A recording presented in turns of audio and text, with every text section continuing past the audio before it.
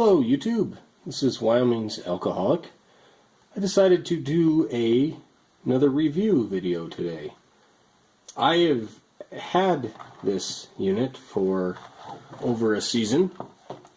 This was my very first GPS ever, and it is the Magellan, or I'm sorry, not Magellan, the Garmin etrex 20XT. You can tell it's a XT because it's got the camo casing on it. This was a sale on Cabela's last season, and I think it was normally like $260 or something, and I got it for like $150, $175, something like that. So anyways, so this takes a couple double A's in the back, and I tell you what, all last season I had these same two batteries in there, and this is the first time I fired it up, and the batteries are still almost full. So again, I don't have the batteries in there the whole time, or I mean I don't have it on the whole time. I make sure that I always put it on the low backlight setting, and when I get back to the truck for lunch, I make sure that if we do go back to the truck that day for lunch, I make sure I go ahead and turn it off. And then when we're driving back from the mountains or to the mountains, of course it's off too. So that has something to do with the battery life, but it really doesn't consume that much batteries for a AA unit here. What else? So one other thing is that there's a couple different ways to navigate these. So you can hit this, whoops, so we want to turn the backlight on so that we can navigate here. You can adjust it, oops, sorry, I'm covering everything up. So you can adjust it a little bit at a time with this, which I just now found this out, or you can go through and do it at half 50% each button press. So, and it's got a back button here, so you hit the back button and that'll bring you back to your menus option, or if you want, there's a menu button here and you can hit the menu button, brings it back, and it always lights it up too. It says change item order, so you can change your menu item order as well. It has two buttons on the side here that you can scroll down with, or if you want, you can scroll around individually to each box with this. So it's got a bunch of stuff in here. So if you look, it's got it'll tell you your satellites, which it does link up very quick. I gotta tell you, even in the deepest ravines or ridges or little swales that we hunt in with absolutely tons of trees, I was able to pick up satellites all the time. This thing was very good at tracking. I've been hunting for about 20 years or more. I've never had a GPS till last year. There was a couple times I wish I would have had one when we had whiteouts and you couldn't tell which way you were kind of going, and the only time I've ever got lost, I was a young man and I ended up just walking a stream out. So if you ever get lost, water always runs downhill and it gets into bigger tributaries, and eventually you can walk out off the main river. But so that's what I was kind of taught growing up. So it's got a bunch of things. I don't know what Adventures is. I've never even clicked on that. I guess we could click on that. No results found. So I'm not even sure what that is. We'll hit the back button. Proximity alarms, satellites, that'll kind of tell you what satellites are going on, waypoint averaging, man overboard. It says, do you want to store and begin navigation to the man overboard waypoint? Well, I'm going to say no. So we don't have a man overboard, but I imagine if somebody falls over out of the water, that's what you tag that, I guess. There's a stopwatch option, there's an alarm clock, there's a hunt and fish. So all this tells you best times and good times to hunt and fish, I guess. I guess that's kind of relative to where you're at, I would think, and what you're hunting and fishing. But it's got a calculator, sun and moon cycles, looks like, area calculation. So it says select, start, then walk around the perimeter of the area you want to calculate. Oh, so this kind of tells you how big of an area it is, I guess. When finished, select the calculate to see the area inside the path you walked. So I guess if you want to get like a square miles thing or square feet, that's kind of cool. I never noticed that before. Active route, there's also a calendar, track manager, and change profile, huh? profile change. Route planner, so I know what that is. You can kind of plan your route and it'll give you the quickest directions to places. Waypoint Manager, geocaches, setup, trip computer, compass. There's a mark waypoint. So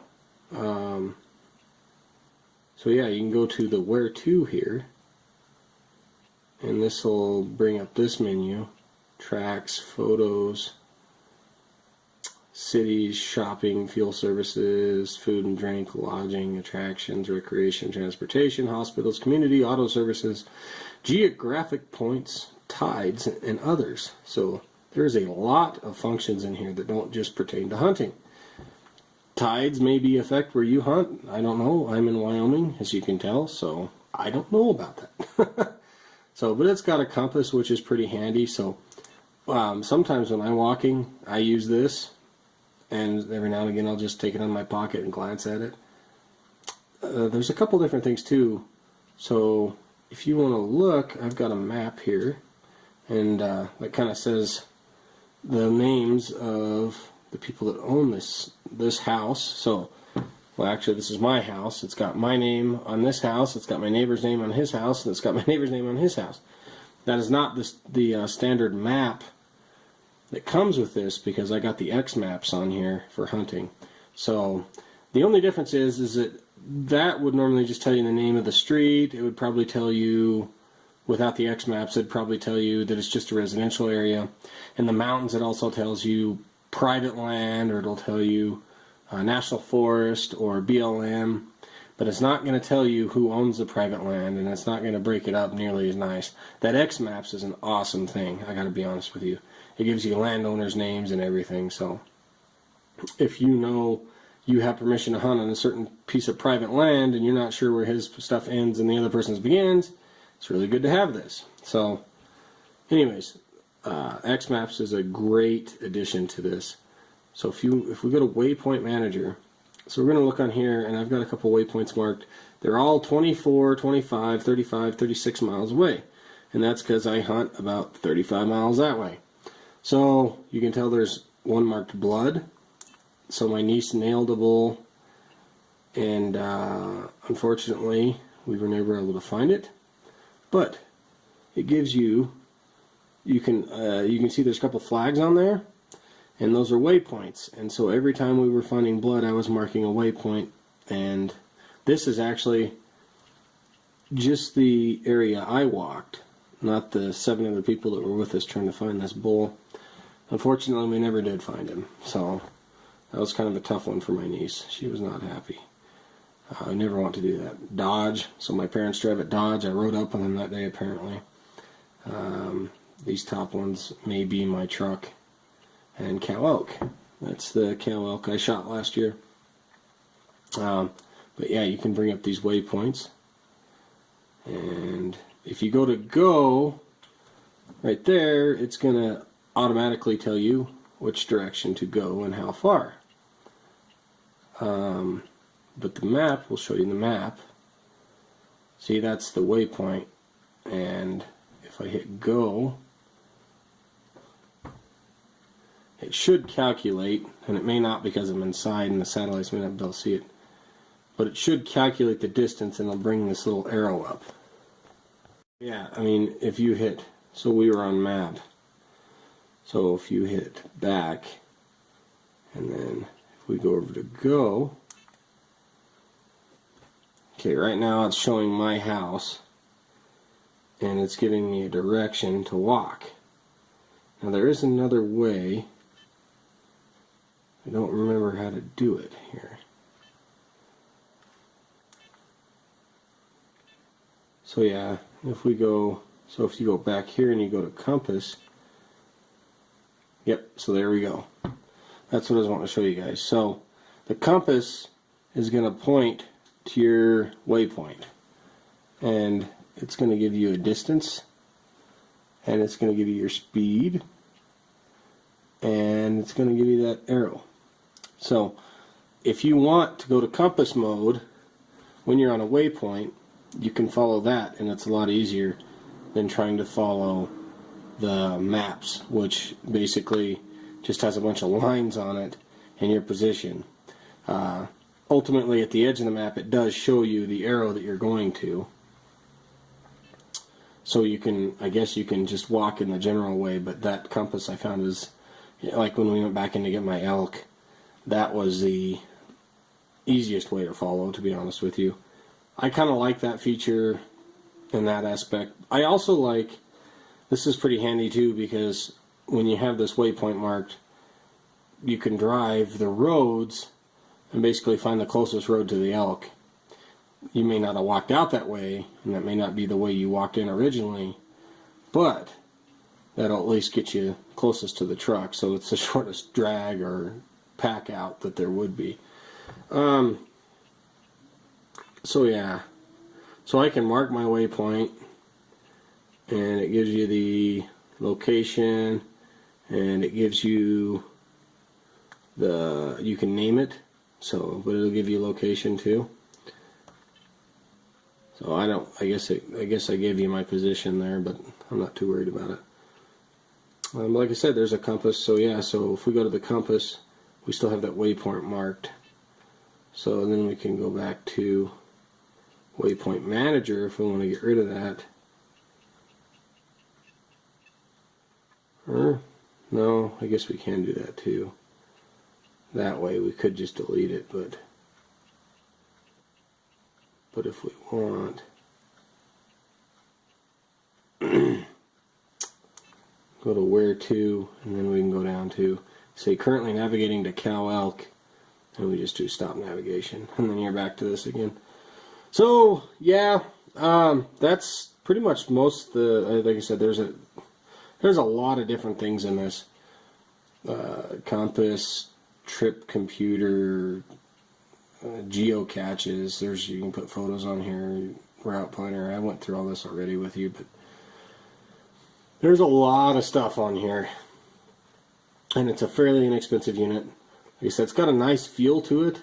It feels heavy, it's not cheap. Of course, it's made by Garmin. They've been making these for a while, and it is always picking up satellites.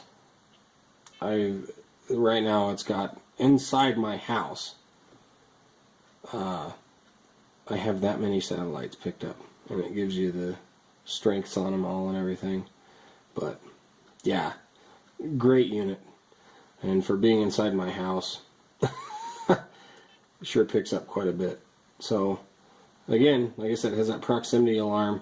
I think that's to where you can kind of set it up to where if you get close to proximity, it'll let you know of a certain area. But anyways, I guess that's my review on the Garmin etrex 20XT. And if you want that light to quit shutting off on you, oh, I guess it's timed. I'm sure there's a way to change that in settings too. Or setup. Yeah, it's got to be under setup.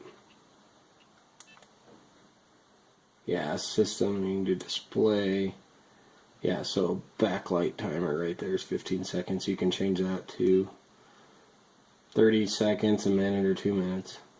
So, or you can just do stays on. I'll leave it at 15 seconds. That'll help save battery. So that's kind of neat. You can manage your tracks, reset units, so you can do units of measurement. Yep. I assume you can change feet elevation. You can change that to meters. So that's good. Depth feet, I imagine you can change that to meters. Yeah. So Fahrenheit, you can change that to Celsius. So yeah, it's got quite a bit of settings in there. Like I said, if you are hunting, this is a must. So especially if you get the X maps, it complements this very nice.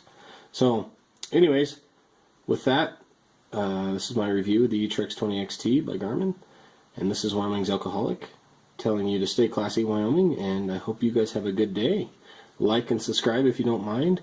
Leave your comments and suggestions in this comment and suggestion area down below my finger right here. So anyways, thanks a lot, guys. I hope you have a good day.